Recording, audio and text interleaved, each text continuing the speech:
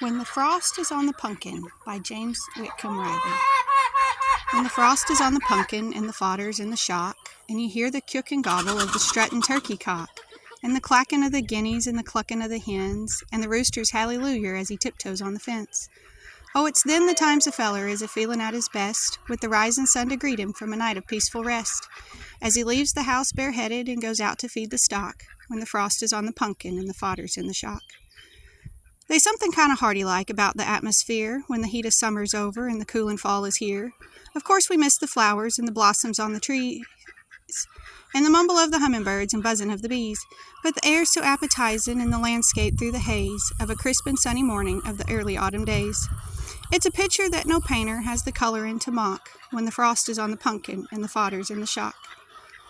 The husky, rusty rustle of the tossels of the corn and the raspin' of the tangled leaves is golden as the morn.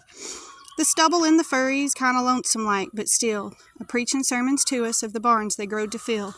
The straw stack in the medder and the reaper in the shed, the hosses in their stalls below, the clovers overhead. Oh, it sets my heart a-clickin' like the tickin' of a clock, when the frost is on the pumpkin and the fodder's in the shock. When your apples all is gathered and the ones a feller keeps is poured around the cellar floor in red and yeller heaps. And your cider makin's over, and your women folk is through, with their mince and apple butter, and their souse and sausage too.